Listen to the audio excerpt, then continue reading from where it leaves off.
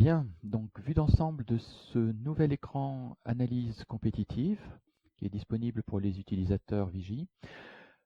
Ici, configuration, vous choisissez votre site de base et les concurrents. C'est quelque chose qui est prédéfini pour vous, on vous le remplit. Une plage de date, par défaut les derniers jours. Vous pouvez élargir un petit peu. Attention quand même à ne pas mettre de gap trop important entre des débuts et fins. Ça ferait vraiment beaucoup trop de données. C'est plus pertinent. Vous allez casser des choses. Donc là, c'est sur les derniers jours que c'est vraiment le plus pertinent. Donc là, c'est un exemple bateau avec des sites bidons sur une thématique plus people. Vous aurez forcément des choses beaucoup plus pertinentes pour vous puisque c'est votre site vs vos concurrents principaux. Donc c'est une vue qui n'est absolument pas générique, mais vraiment taillée sur vos besoins. Ce que ça donne, donc, c'est la liste des entités pour laquelle il y a des opportunités, et ce type d'opportunité ici est classé dans différentes catégories. On va passer un petit peu ça en revue. On peut filtrer, en avoir plus ou moins. Donc ici, on voit qu'il n'y en a pas des tonnes, puisque ces filtres ici, on ne va prendre en compte que les entités qui soit ont eu minimum 10 articles chez les concurrents, soit qui ont généré minimum 100 hits, c'est déjà pas mal, soit qui sont apparus chez 2 concurrents ou plus. Donc en fonction de la popularité de votre thématique et du nombre de concurrents que vous avez, vous pouvez ajuster ces filtres ici pour en voir un petit peu plus. Par exemple, ici j'ai mis 100 hits minimum. Si on passe à 50, on va récupérer beaucoup plus d'entités, beaucoup plus d'opportunités. Et donc, on a ici les différents classements. Donc, qu'est-ce que ces types représentent? Donc, gap majeur, c'est quand on n'a pas du tout, nous, sur notre site de référence, fait d'articles, pas de hit, et on a minimum ici 2 domaines qui ont écrit des articles sur ces entités, qui ont eu des hits. Content gap tout court, sans major, c'est quand on n'a pas fait d'article, au moins un concurrent en a fait. Et ensuite, on a des opportunités plus ou moins fortes quand on a fait des articles, mais les concurrents soit en ont fait nettement plus, soit ont performé beaucoup plus que nous, donc ils l'ont attaqué sous un angle qui était peut-être plus pertinent. Donc, ces colonnes symétriques, nombre d'articles, nombre de hits, de vues pour nous, nombre de hits par article, donc le ratio de performance, nombre de domaines concurrents qui ont écrit là-dessus, nombre d'articles concurrents au total, nombre de hits chez les concurrents, moyenne des hits par article chez les concurrents pour vérifier la performance. Par exemple, ici, nous, on était à 3, les concurrents ont fait 12, ils ont dû faire mieux. Et nombre moyen d'articles par domaine concurrent. Ici, par exemple, les concurrents en moyenne ont écrit 2,5 articles sur le sujet, quand nous, on en a écrit qu'un. Ces deux colonnes, article ratio et hit par article ratio, qui permettent de voir comment est-ce que les concurrents par rapport à nous se sont débrouillés. Donc ici, typiquement 2,5. Les concurrents ont fait 2,5 articles, nous 1. Donc ratio de 2,5. Ils ont écrit plus d'articles que nous. Pareil sur les hits par article, la performance. Là, les concurrents ont été 11 fois plus performants que nous. Il y a des choses où on peut avoir du vert. Là, 0,7, ça veut dire que les concurrents ont été moins performants que nous. Donc, c'est en vert parce qu'on est plus performant qu'eux là-dessus. Par contre, on a écrit moins d'articles. On a écrit moins d'articles, on a été plus performant. Il y a peut-être des choses à creuser quand même. Voilà, donc score d'opportunité qui permet de classer un petit peu pour voir où il y a le plus à gagner.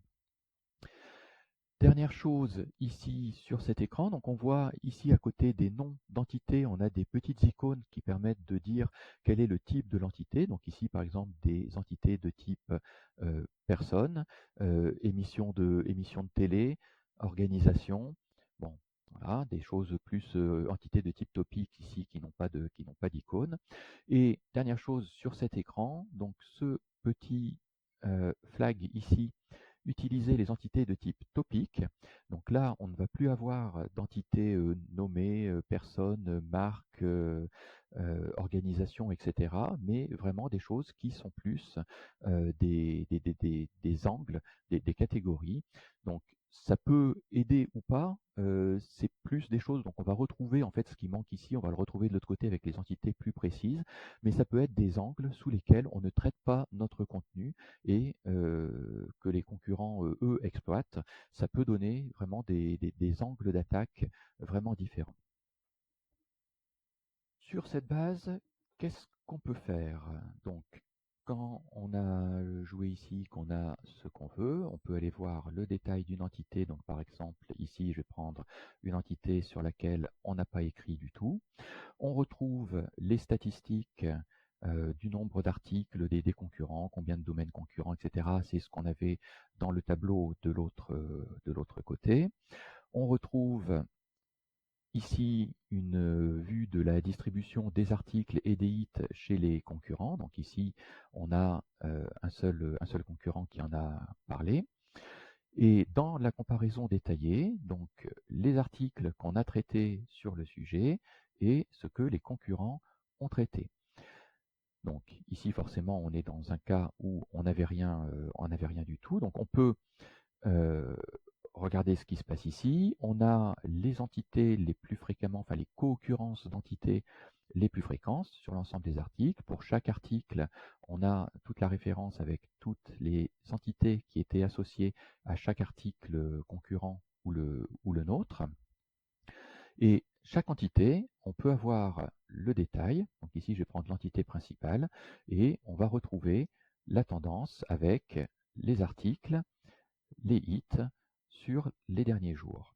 Donc là, on a le petit pop-up ici qu'on peut refermer et qui montre pour chaque entité, on retrouve la courbe de tendance et donc ça permet notamment d'éviter d'essayer de refaire des articles sur des choses qui sont complètement en perte de tendance et plutôt miser sur des choses qui vont popper actuellement.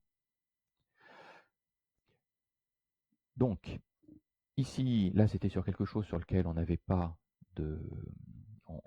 d'article. Je vais revenir en arrière et prendre quelque chose ici, par exemple, où on a une opportunité et où on avait, nous aussi, des articles. Donc, on voit ici, nous, ce qu'on avait fait comme article, les concurrents qui en ont fait beaucoup plus et qui ont performé beaucoup plus. On avait des articles, les concurrents en ont fait aussi. Et dans ces entités, donc le code couleur, donc ce qui est en vert, ce sont les entités qu'on a traitées, que les concurrents ont traitées aussi avec une performance similaire. En rouge, ce qui a été traité d'un côté mais pas de l'autre. Donc ici typiquement Michou qu'on a traité, que les concurrents n'ont pas du coup traité.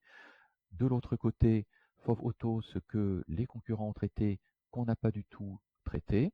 Et on va retrouver en orange, c'est ce qui a été traité des deux côtés, mais où on a sous-performé. Ici, on a fait un seul article qui a eu un seul hit, alors que les concurrents, en moyenne, ont fait 5 articles et 56 hits. Et donc ici aussi, ben voilà, on peut retrouver les courbes de tendance pour tout le monde.